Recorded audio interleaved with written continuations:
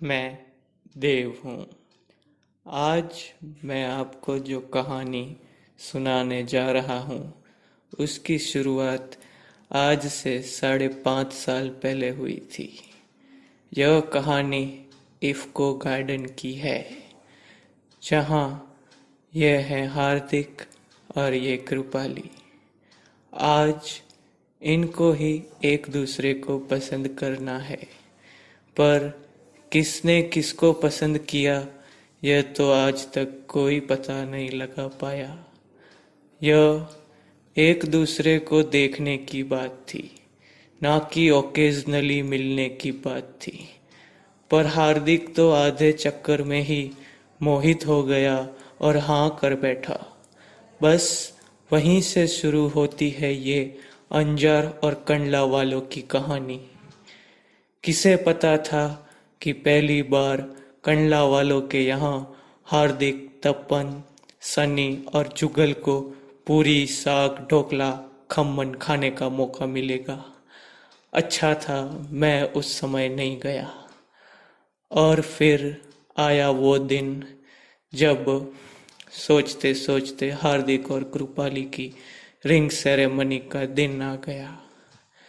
जब पहली बार कृपाली अपने ससुराल आई, सबसे मिलने जुलने का दिन था ये तो। और उस दिन मैं भी वहाँ था। समय बीतता गया और फिर आया वो दिन जिसका हम सबको बेसब्री से इंतजार था।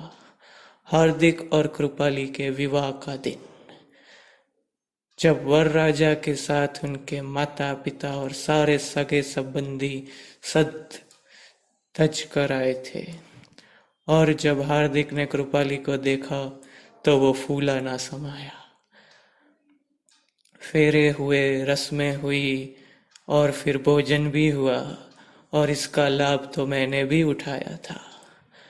उसी दिन रात को सत्कार समारोह था, जिसका इंतजार हम सबको था। उस रात हार्दिक और कृपाली ने अपने खास वेडिंग सूट और साड़ी पहनी थी। उस दिन ऐसा लग रहा था मानो लक्ष्मी और नारायण स्वयं धरती पर उतर आए हों। और उस रोज तो मैं भी किसी हीरो से कम नहीं लग रहा था। पर हार्दिक और कृपाली को यह कहाँ पता था कि यह कपड़े दूसरी बार पहनने के लिए उन्हें 5 साल तक राह देखनी पड़ेगी, जब सनी और हर्षिता का सत्कार समारोह होगा।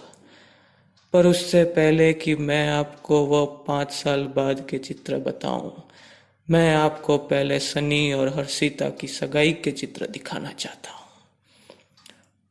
उस बेचारे हार्दिक को कहाँ पता था कि उसकी चिकनी क्लीन सेव कृपाली के कॉम्प्लीमेंट के आगे टिक नहीं पाएगी।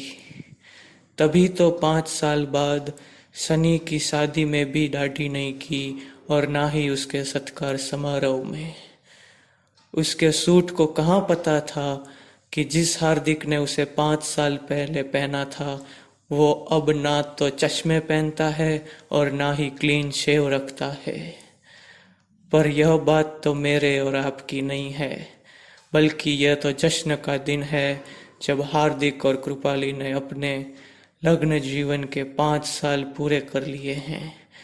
मैं उन्हें इस ओकेजन पर बधाई देना चाहता हूँ, और उनका काका होने के नाते उन्हें यह आशीर्वाद देना चाहता हूँ कि सदा सुखी रहें और खुश रहे, और जल्दी से मुझे पर काका बनने का सौभाग्य दे।